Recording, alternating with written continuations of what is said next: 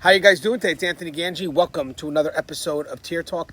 Today we're going to be talking about supervisors that take the glory away from the front line. So basically supervisors that know their team is doing good, and instead of sharing the wealth, they wind up taking it all in, putting the light solely on themselves and not giving any light to those who truly do deserve the credit.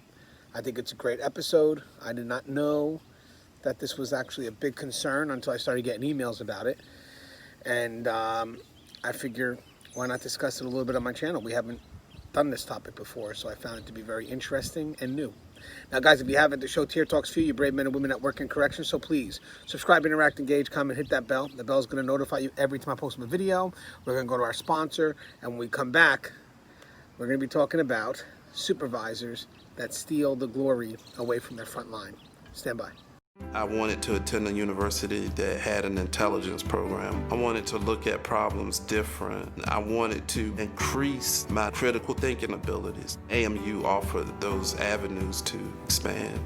Obtaining your degree as an adult, you're actually paying yourself and investing in yourself. You can't put a dollar on it, it's priceless. It's something that can never be taken away from you. American Military University. Learn from the leader.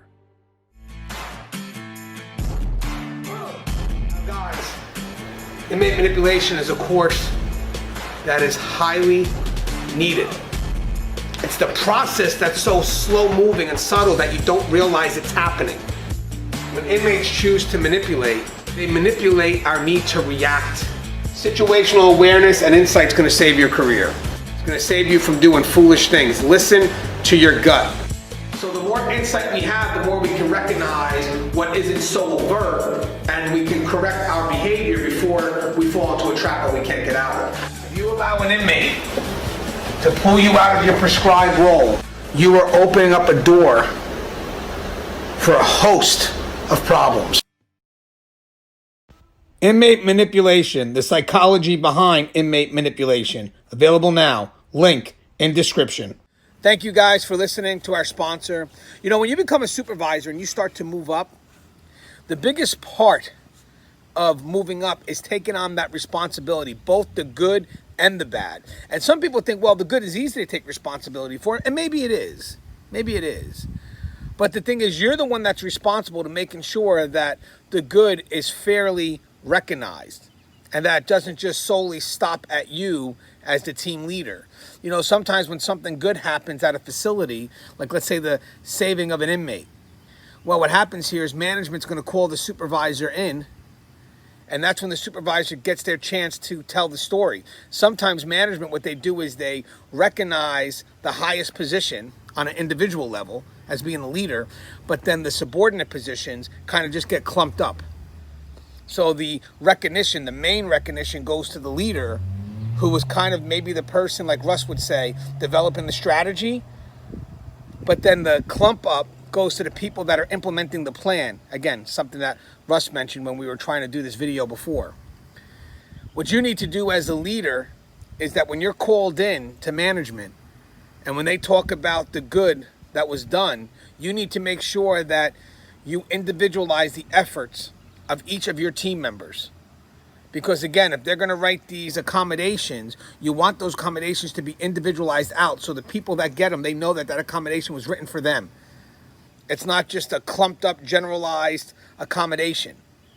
You want management to make an effort. You know, if Gangi did this, I want to put in that note, this is what Gangi did, and this is what that outcome was. Because again, it's personal. And for me, if I'm receiving that, I take that in a lot more than just a general letter that's no different than anybody else got, except for the fact that the name has changed. When you have some supervisors that are so focused on where they want to be in their career, sometimes they're quick to take on the glory as opposed to sharing that glory out. And sometimes that could be because they're also highly competitive. They also believe for some reason as supervisors, they're still competing with the work being done by the front line, which they're not. You're still a reflection of the team. So good leaders, believe it or not, push that glory when they can to the individualized members of the team, because they are a reflection of that. This is not a competition. And it's sad to say, when I got that email, that's what I read.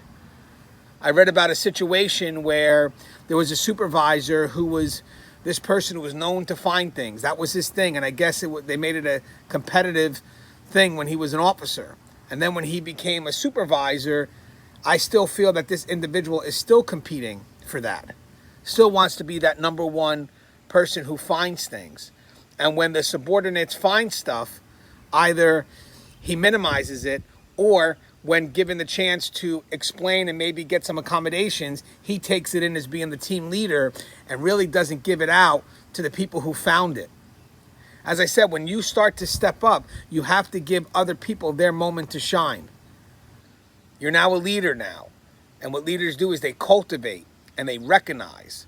And hopefully in that effort to recognize, they bring about that respect. But again, it's your job to, as a leader, to find people's strengths. You know, you don't want to minimize or negate their effort to go above and beyond. This is not a competition. This is a job that must be done, but this is a job that deserves that recognition and respect. So again, if you're in a position to be a leader, your number one thing is to make sure you find a way to motivate your employees. Me and Russ, as we did this video before, he mentioned that. That's key. Motivate your employees, keep them engaged. And the best way to do that sometimes is recognizing their hard work and making sure management is aware of that hard work. Again, when management approaches you as a leader, they're expecting you to tell them exactly what happened.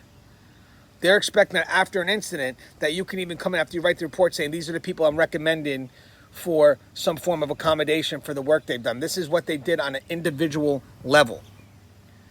You know, this is where their strength was at that moment. And I guarantee you, when you do these letters on an individual level, people will start recognizing their strengths and they'll build from that and they'll only become better because you've given them the want to become better. But for the supervisors that sit there and take that glory because they're more worried about tomorrow than they are today, because they're more worried about where their next position is going to be as opposed to taking care of their front people, you will get lost in the mix. Because you won't have the respect from your peers, and eventually people will start seeing you for the fraud that you are. Because when I move up and people will say, hey, this was a great job, I'm quick to put it back to the people that I know are responsible for making that job happen. That's what we're supposed to do. And if I didn't do that, eventually they'll start to realize that I'm not the person who I tell people I am. Because there are going to be certain challenges which I know I didn't do. And I'll be damned if I'm going to take credit for the work that I didn't do. Yes, as a leader, you're in the background. You're facilitating. You're doing what you can to make it happen. But ultimately, it's the maneuvering of that front line that needs to get that credit. And they don't need to get that generalized credit. They need to get that specific credit that relates to them and what they were able to put in. Their effort, their hard work. As always, guys, the show is Tear Talk. If you haven't, please subscribe, interact, engage, comment, hit that bell. That bell's going to notify you every time I post a video. Stay safe.